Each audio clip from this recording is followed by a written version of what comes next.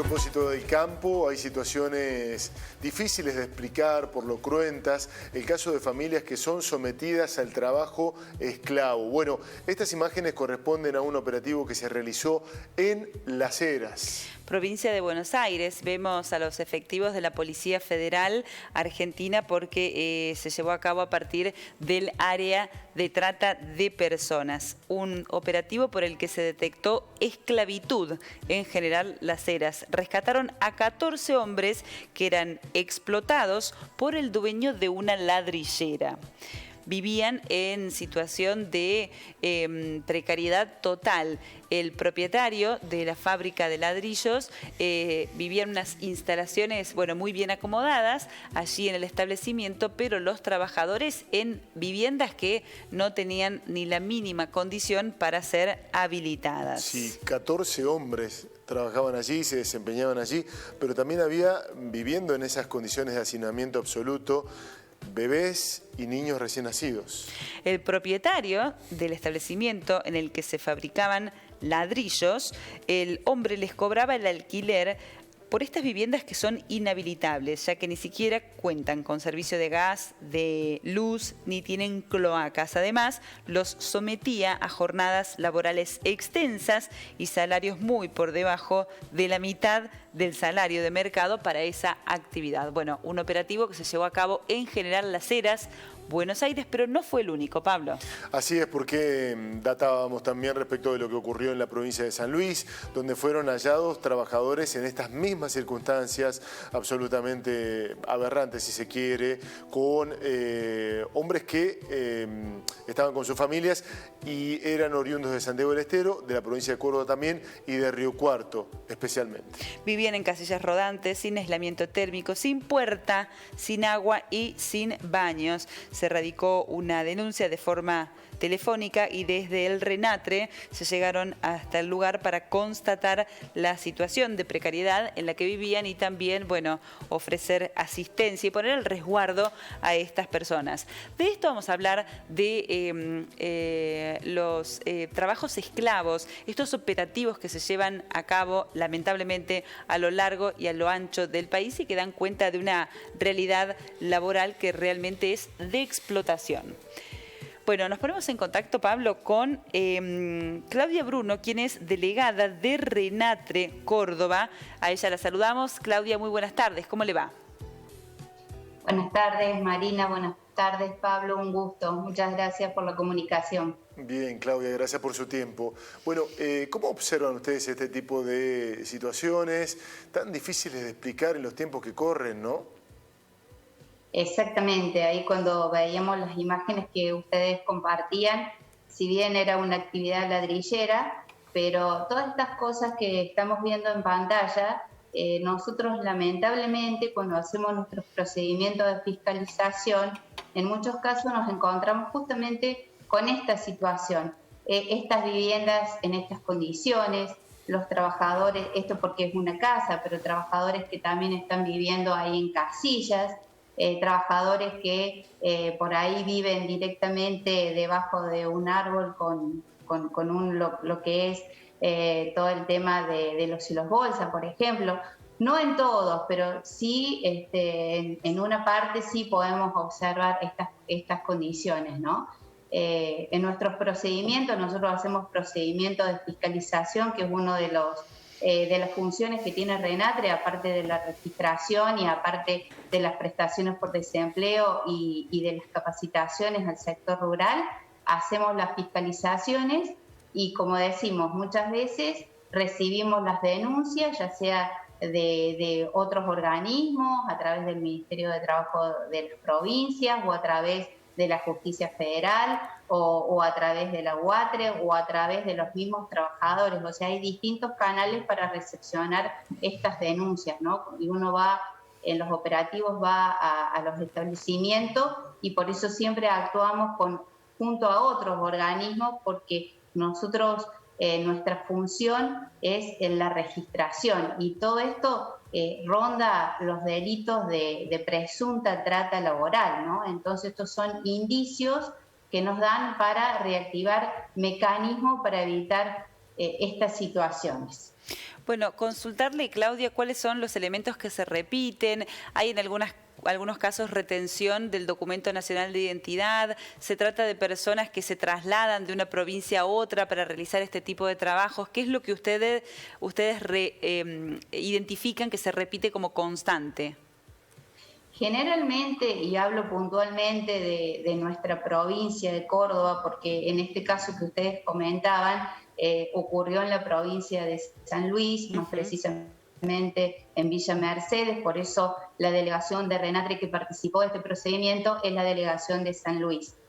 Puntualmente nosotros en la provincia de Córdoba, ¿qué es lo que sucede?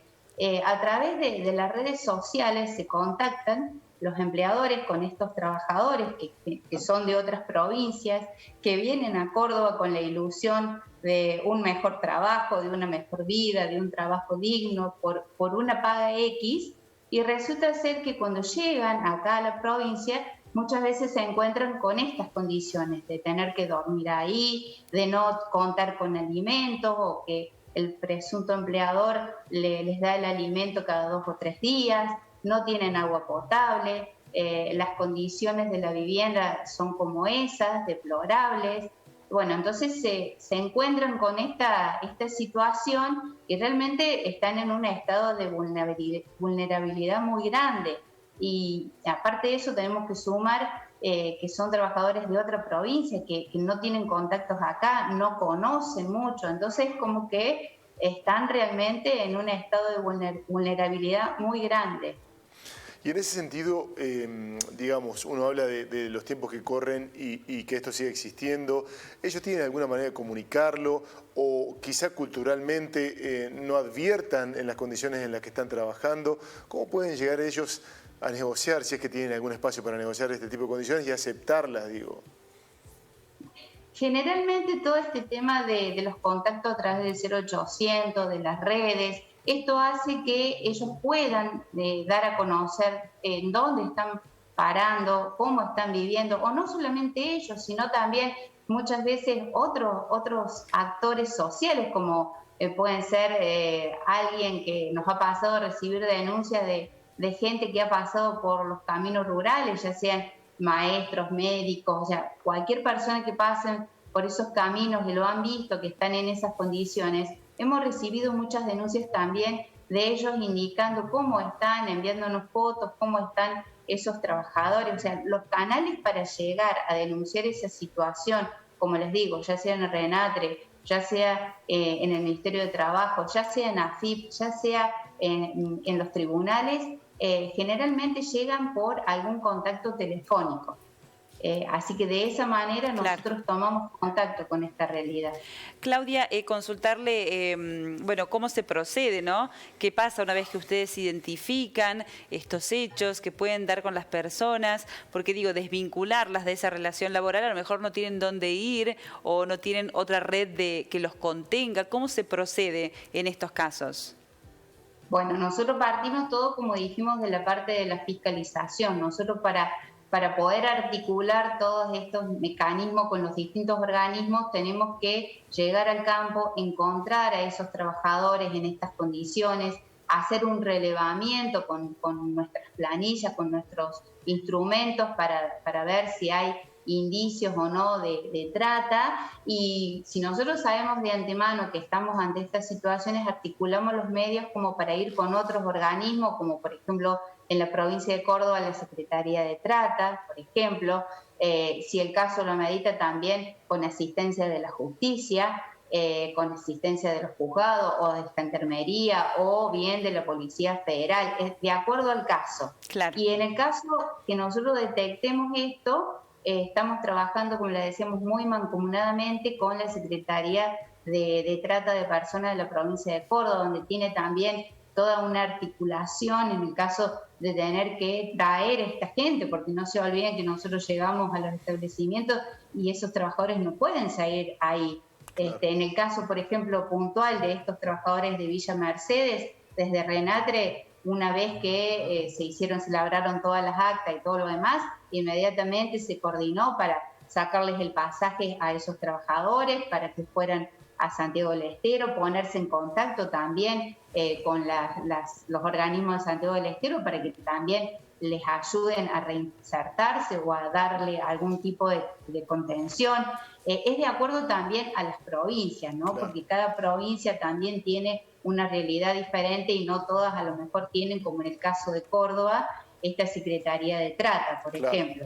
Y puntualmente, en el caso de Renatre, hay una prestación extraordinaria que se le da a esos trabajadores como para paliar esta situación. Claro. Y luego, obviamente, que se hace la denuncia en la Justicia Federal, se hace la denuncia en la línea 145, que es de trata de personas, donde también interviene lo que es la Protex, que está todo en este tema de la explotación. Así Claudia. que, pero sí tenemos que partir de la base de un operativo de fiscalización, de relevamiento de ese personal. Sí, brevemente antes de terminar, le quiero preguntar, porque usted ha descrito el proceso, si les consta, si ha realizado el seguimiento, ¿qué pasa con las condenas? Porque ya sabemos que hay casos que llevan años, incluso en nuestra provincia, en el sur de Córdoba. ¿Hay condenas? ¿Son condenas que realmente son importantes? Las condenas están establecidas en un delito penal, con lo que eso conlleva, pero también te lo resumo en esto.